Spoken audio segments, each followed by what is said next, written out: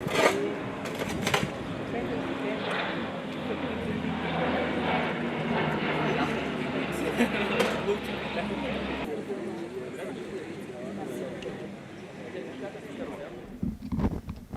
the Ministry of Energy and in the country generally, in terms of its mandate of providing reliable, adequate, and affordable energy, okay?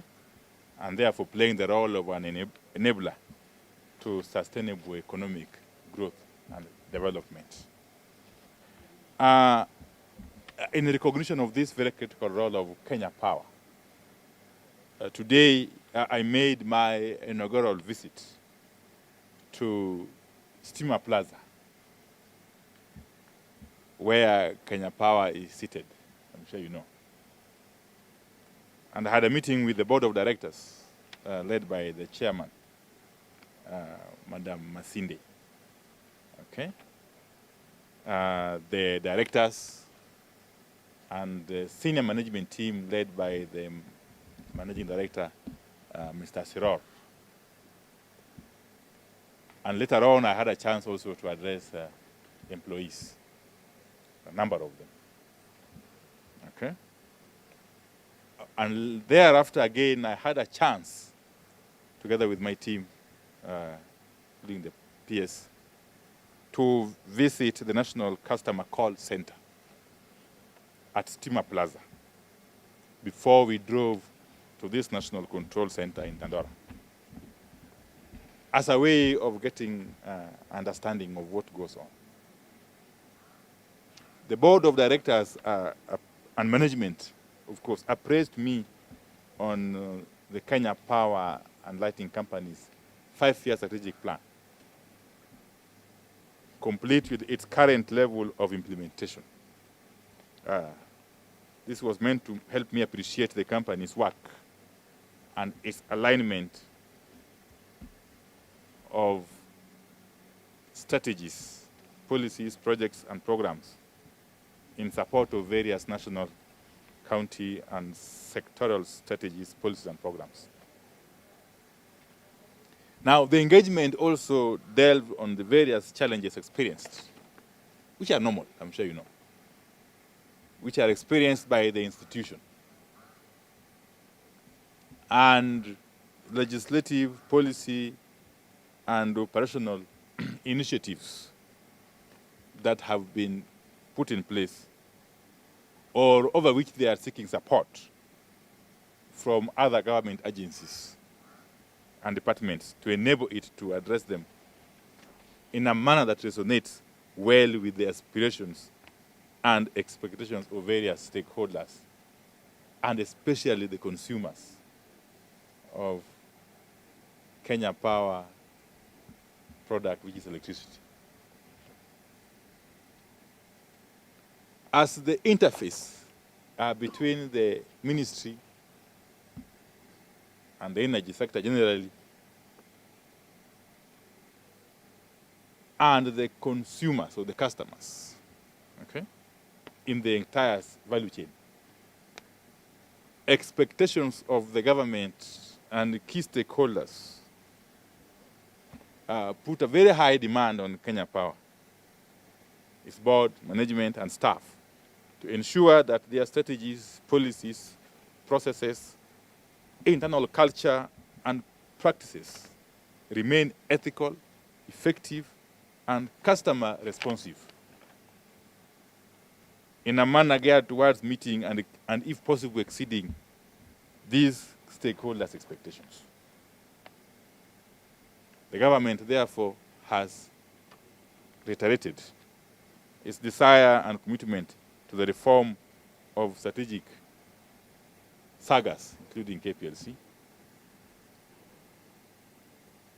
and for KPLC in particular, in order to transform it into an agile, technology adaptive, eco-friendly, ethical, and responsive, customer-centric institution, playing a leading role in the country's vision of transiting to total green energy by the year 2030, in line with our Vision 2030 agenda.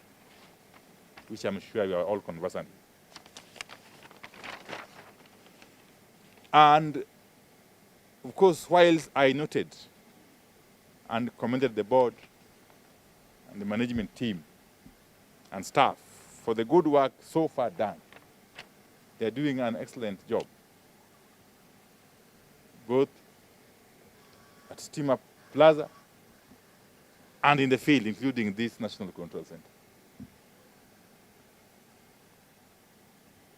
I did direct the board as a matter of urgency, and of course senior management, to embark on institutional reform pathway and report back to the ministry on a number of areas, which I will just summarize. Okay? One is on the area of improvement on operational efficiency, liquidity and balance sheet, to strengthen the institution and take it back to sustainable profitability. That we agreed, and we got very, very practical steps that the management and the board are going to take, and are taking already actually, towards that goal. Two is the implementation matrix, covering key projects and interventions with major impacts on the reduction of cost of energy to end users in the short and medium term. This matrix, of course, will include project challenges, resource requirements, timelines for completion, accountability, and expected outcomes. Three is on the area of technical and commercial loss reduction strategy, with timelines to reduce the current loss levels, which you know is about 24%. We are thinking if it can bring it down to the allowable level of 19.5% or thereabout, within 3 years, it will be fine. A report on technical, operational, human capital capacity of not just the National Control Center, but of the entire organization.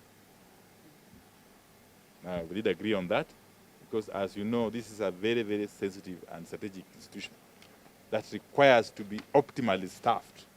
It requires to be resourced optimally at all times.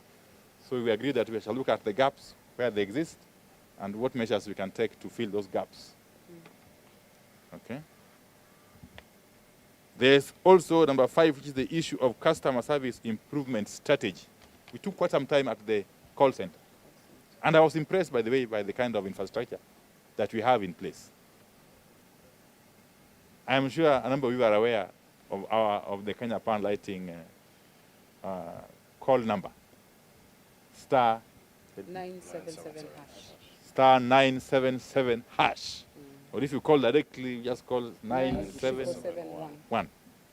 And they will capture whatever issues or concerns you have, and they will cascade them to the relevant officers and persons, and they will be attended to by those responsible officers. We want actually to have that system reinvigorated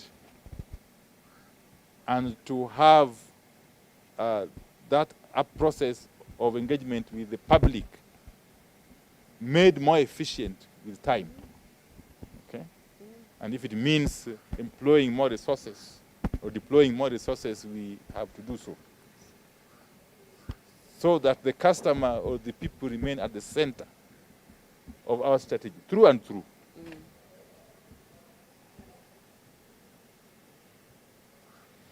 And number 6, it was the issue of supply chain and logistics strategy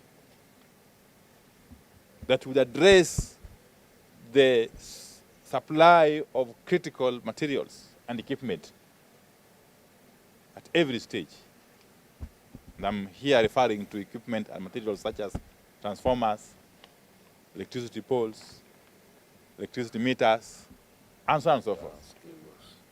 Cables and what have you. So that at every instance, the supply and stocks of this equipment and materials meet the demand. Meet the demand with a possible reserve. Okay? I have addressed the issue of the human capital. I don't want to reiterate it or belabor the point. And of course, there are areas where we agreed that the Kenya Power will continue to engage with sister companies such as Ketraco, especially on the area of shedding off some of the transmission functions and infrastructure to Ketraco. Okay? So, all in all, we had a very, very, very fruitful engagement, right from Steamer Plaza, the call center, customer call center, and now the National Control Center here in the north. And I am confident that these measures that we've agreed upon with the board and management of Kenya Power, if implemented to the fullest possible extent, will have a very, very positive impact in terms of the capacity of the institution to deliver on its mandate, to execute its mandate for the benefit of the people. But going forward, we'll be seeing more and more focus on the customer. In other words, Kenya Power has committed to enhance its communication processes so that at every one instance, there is that communication between the company and its end users, for the customers. And there's a mechanism for harvesting feedback and acting on the same in a timely manner. Thank you.